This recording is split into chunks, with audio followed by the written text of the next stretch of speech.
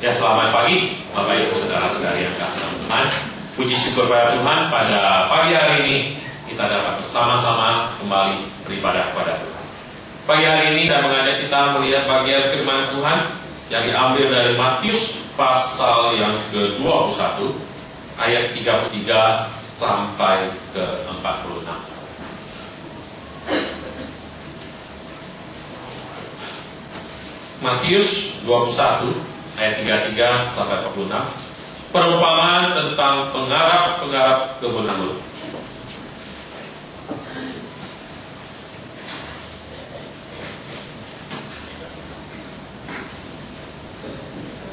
Sudah menemukan semuanya?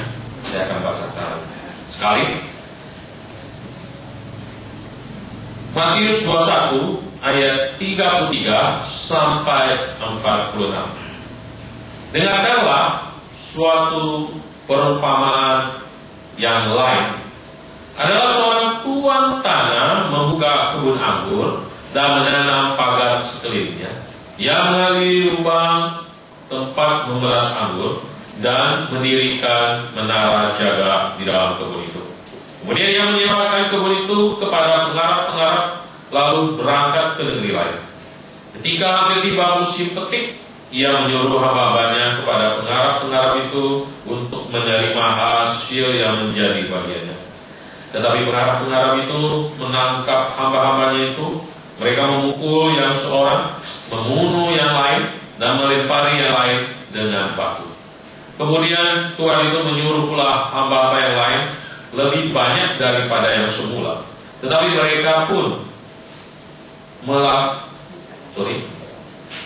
mereka pun diperlakukan sama seperti kawan-kawan mereka.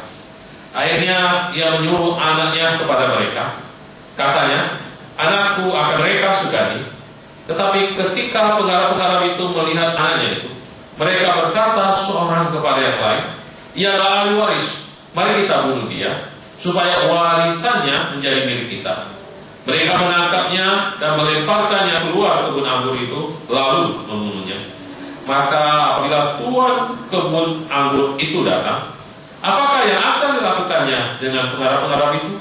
Kata mereka kepadanya, ia akan membinasakan orang-orang jahat itu, dan kebun anggurnya akan disewakannya kepada penggarap-penggarap lain yang akan menyerahkan hasilnya kepadanya pada waktunya. Kata Yesus kepada mereka, belum pernahkah kamu baca dalam kitab suci, batu yang dibuang oleh tukang-tukang bangunan telah menjadi batu penyuruh. Hal itu terjadi dari pihak Tuhan, suatu perbuatan ajaib di mata kita. Sebab itu aku berkata kepadamu, bahwa kerajaan Allah akan diambil daripadamu dan akan diberikan kepada suatu bangsa yang akan menghasilkan buah kerajaan itu. Dan barang siapa jatuh ke atas batu itu, ia akan hancur. Dan barang siapa ditimpa batu itu, ia akan roboh. Ketika imam yang kepala dan orang-orang Farisi mendengar perumpamaan Yesus, mereka mengerti bahwa mereka lah yang dimaksudkannya, dan mereka berusaha untuk menangkap dia. Tapi mereka takut kepada orang banyak, karena orang banyak itu menganggap dia nabi. Bagian firman Tuhan kita baca sampai di sini. Yang membaca firman Tuhan dan melaksanakannya diberkati oleh Tuhan. Nah, Bapak Ibu, saudara-saudari yang kasih dalam Yesus, pada waktu Tuhan Yesus berada di dalam dunia ini, Tuhan Yesus senantiasa menggunakan berbagai macam cara untuk mengajar dan menegur orang-orang yang mendengarkannya. Tuhan Yesus mengajar supaya mereka tahu kerajaan Allah, supaya mereka mengerti apa yang harus mereka lakukan yang diperkenan oleh Tuhan, dan bagaimana supaya mereka memperoleh keselamatan. Dan Tuhan Yesus juga menegur orang-orang yang mendengarkannya, karena di antara mereka banyak orang-orang Yahudi yang waktu itu mereka yang keluarnya kelihatan baik, tetapi sebenarnya di dalam hati mereka penuh dengan dosa. Oleh sebab itu Tuhan Yesus sering menegur mereka. Nah, di antara cara-cara yang Tuhan Yesus pakai untuk mengajar mereka, untuk menegur mereka, salah satunya adalah dengan perumpamaan. Kenapa Tuhan Yesus menggunakan perumpamaan? Karena tujuannya supaya mereka itu lebih mudah mengerti. Karena perumpamaan yang dipakai oleh Tuhan Yesus adalah keadaan, adalah peristiwa yang terjadi di sekitar mereka, yang mereka lihat sendiri, yang mungkin mereka dengar sendiri, yang mereka alami sendiri. Pada pagi hari ini kita akan melihat perumpamaan yang diceritakan oleh Tuhan Yesus tentang penggarap kebun anggur. Jika kita lihat di dalam Matius pasal 21, judulnya perumpamaan tentang penggarap kebun anggur. Dan kalau kita lihat ke bawahnya, di situ jelas dikatakan bahwa bagian firman Tuhan itu tercatat di dalam 3 kitab, yaitu kitab Matius, Markus, dan juga Lukas. Dan perumpamaan itu dimulai di dalam ayat 33, dikatakan, dengarkanlah suatu perumpamaan yang lain.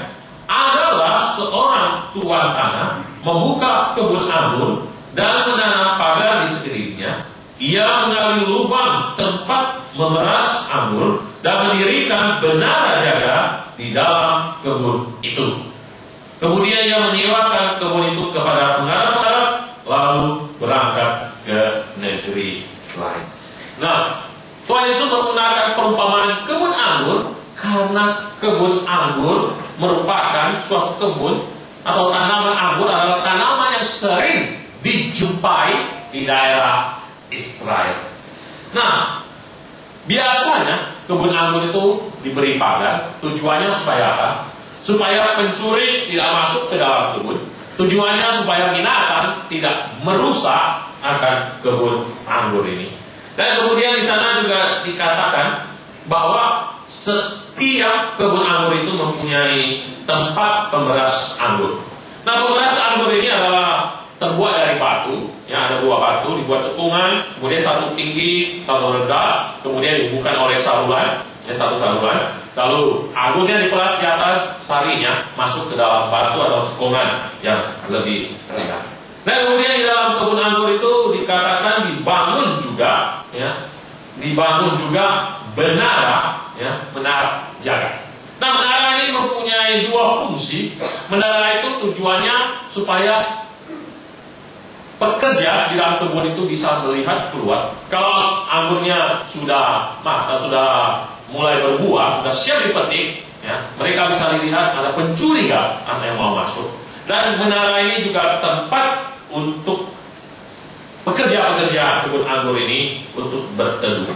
Nah, kemudian di dalam sini dikatakan bahwa tuan tanah itu yang punya kebun anggur itu, dia lalu menyewakan kebun anggurnya kepada penggarap, lalu dia pergi. Dan peristiwa ini sudah sering terjadi di sana. Banyak tuan tanah, mereka yang punya tanah, mereka sudah mempersiapkan kebun anggur, mempersiapkan segala sesuatu. Lalu mereka pergi, mereka sewakan kepada para penggarap dengan tujuan mereka memperoleh hasil.